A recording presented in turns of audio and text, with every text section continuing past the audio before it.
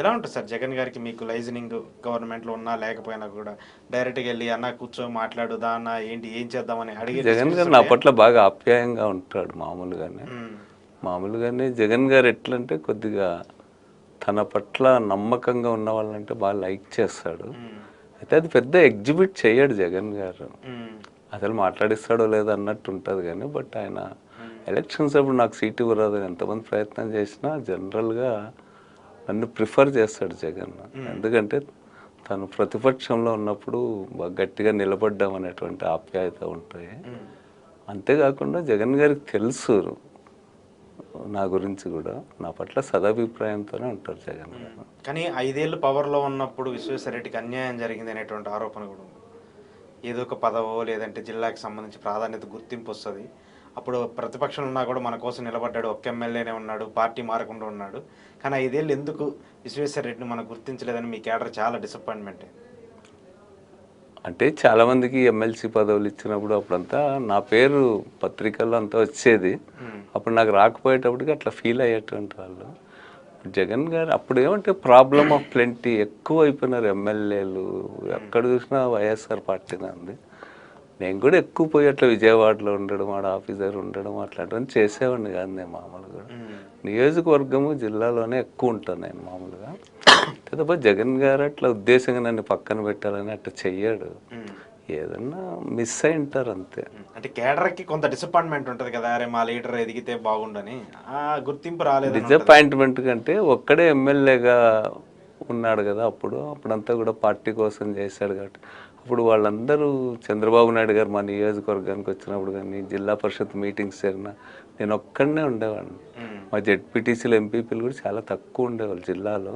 ఉమ్, అట్లాంటప్పుడు పని చేసినాడు అనేది అదేదో ఒకే ఒక్కడు అంటూ ఉంటారు మా జిల్లాలో. అంటే అప్పుడు నేను ఒకే ఒక్కడు చేశానని అట్లాంటి అభిప్రాయంతో చేసి ఉండాల్సింది అనేది ఉంది. అది అయితే 5 ఏళ్ల పాటు ఒకే ఒక్కడు నడిపించాడు అనంతపురం జిల్లా మొత్తాన్ని.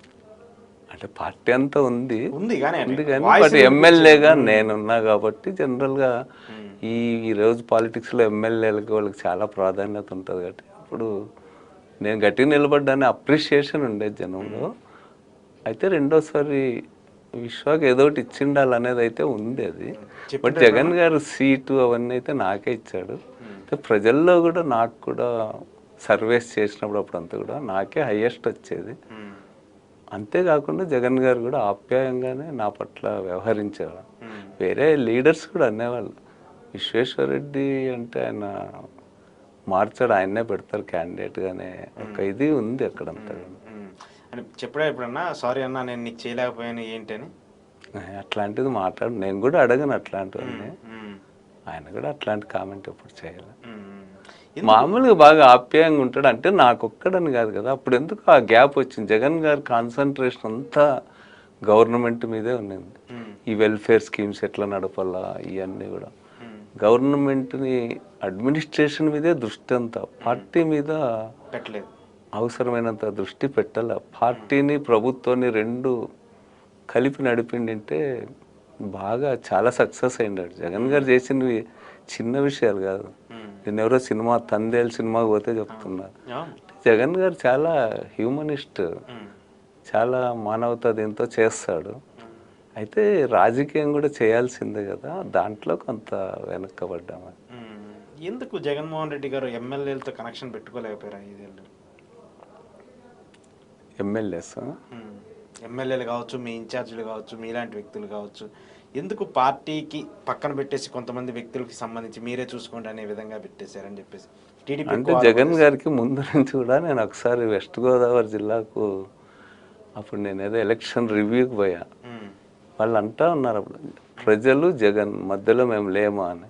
జగన్ గారికి ఎందుకో ముందు నుంచి డైరెక్ట్గా జనంలోంచి వచ్చిన వారు కాబట్టి జనం నుంచే పెద్ద లీడర్ అయిపోయినాడు జగన్. జగన్ గారు వస్తే అసలు ఒకటి చెప్తారు, జగన్ గారు జిల్లాలకు వచ్చి కూర్చోవాలా, మీటింగ్లు వేయాలని.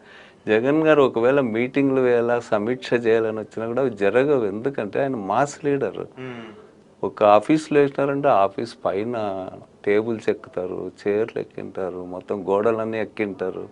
మాస్ ఆయన చేయలేడు రివ్యూ, ఆయన వేరే వాళ్ళ ద్వారా చేయించాలా.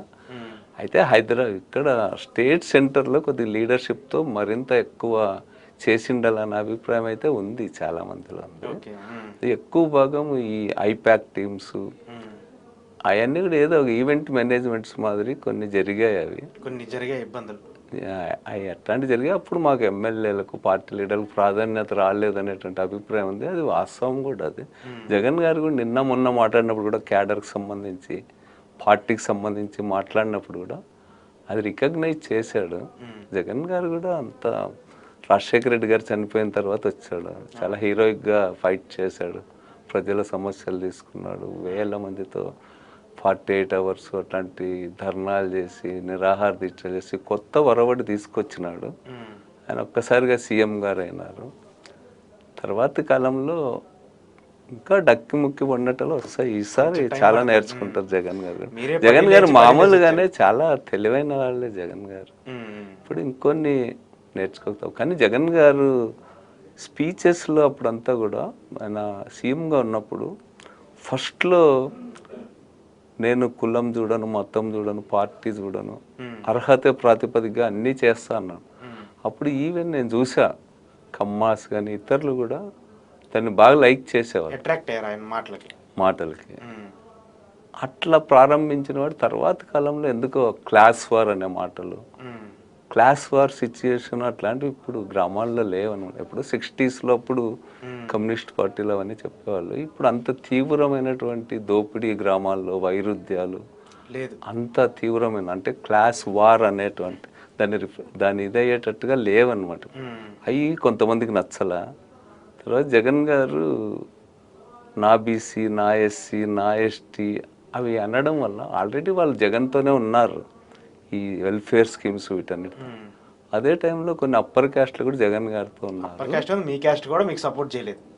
రెడ్డీస్ జగన్ గారితో ఉండేవాళ్ళు. కానీ ఈ భాష వాళ్ళకి నచ్చలా, నా బీసీ, నా ఎస్సీ, ఎస్టీ అనేది. అది అనకుండానే ఎట్టో జగన్ గారు పేద వర్గాలకే చేశాడు అంతా కూడా.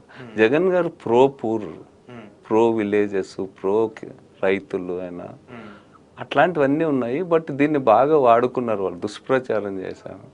రెడ్డీస్లో కూడా నేను కూడా వినేవాడిని, చూడు మేమంతా చేశాం కదా, మా బీసీ మా ఎస్సీ అంటాడు కానీ మేమందరం చేయలేదు అని అట్లాంటి కామెంట్స్ వచ్చేటి. కొన్ని అవి కొంత ఎందుకో డ్యామేజ్ చేశాయి మాకు. క్లాస్ వార్ పదాలు, నా బీసీ, నా ఎస్సీ, నా ఎస్టీ ఈ పదాలు అనకుండానే యాక్చువల్గా అంటే రైతాంగానికి కానీ వాళ్ళందరూ అత్యధికంగా లబ్ధి పొందిండే జగన్ గారి హయాంలోనే. తమ ఇంటికి అన్ని సర్వీసెస్ అందినాయి. ఇప్పుడు 6 నెలల్లోనే అర్థమవుతుంది వాళ్ళకి. ఇప్పుడు అప్పుడు ఎవరైతే విమర్శించినారో అప్పుడే వాళ్ళు ఓ జగన్నే బెటర్ అనేటువంటి మాట వస్తూ ఉంది. అప్పుడే మీ నియోజకవర్గంలో కూడా అలాంటిది అన్ని చోట్ల వస్తుంది. ఎందుకంటే వాళ్ళ చేతుల్లో డబ్బులు ఆడడంలా ఎక్కడ పోయినా బ్యాంక్స్ కిటకిటలాడిపోయేటివి. మామూలు పేదవాళ్ళు, బ్యాంక్ అంటే తెలియని వాళ్ళు కూడా బ్యాంక్ మెట్లెక్కి ఎప్పుడు కూడా ఏదో ఒక స్కీమ్ ద్వారా లబ్ధి పొందేవాళ్ళు.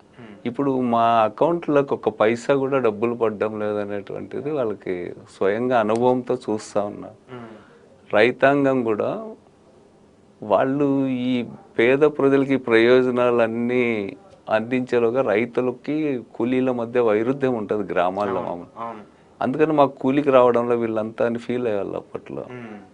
కానీ ఇప్పుడు రైతులకు సంబంధించిన ఏవి రావటం లేదు. జగన్ గారు ఉన్నప్పుడు మా జిల్లాలో హార్టికల్చర్ రైతులకి విపరీతంగా ఇన్సూరెన్స్ డబ్బులు పడినాయి. తర్వాత 0 వడ్డీ దాన్ని బాగా అమలు చేశారు జగన్ గారు. తర్వాత రైతు భరోసా 13,000 ఇవన్నీ ఇప్పుడు ఏవి రావట్లేదు కదా. అందుకని ఇప్పుడు అందరికీ అర్థమవుతా ఉంది జగన్ గారు బాగా చేశారని. అప్పుడు జగన్ గారిని విమర్శ చేసిన వాళ్ళే అప్పుడే వాళ్ళు అర్థం చేసుకుంటూ ఉన్నారు. అందుకని జగన్ గారు చాలా స్పీడ్గానే మరీ స్ట్రెంగ్త్ అని అవుతాడు జగన్ గారు. మీరు ఆల్మోస్ట్ 3 సార్లు ఎమ్మెల్యే పోటీ చేశారా? 3 సార్లు పోటీ చేస్తే ఒకసారి సిపిఎం తరఫున చేశాను. 3 సార్లు ప్రత్యర్థి సేమ్ ఆయనే. అవును, కేశవ్. ఎందుకు కేశవ్ని ఢీ కొనడంలో కొంత వెనకడుగు వేస్తున్నారు విశ్వేశ్వరరెడ్డి గారు? అంటే వెనుకడు వేయం వాళ్ళకి, మాకు నేను చెప్పా కదా ఇంతకుముందు, ల్యాండ్ స్ట్రగుల్లో లెఫ్ట్ పార్టీస్లో ఉండి చాలా పెద్ద స్ట్రగుల్స్ చేసాం. ఓ బాంబ్స్, మర్డర్ అన్నీ జరిగాయి మా ఏరియాలో. అట్లాంటివన్నీ మాకు అనుభవమే. స్టూడెంట్ డేస్లో ఉన్నప్పటి నుంచి అరెస్టులు, జైళ్ళు పోవడం ఇవన్నీ కూడా.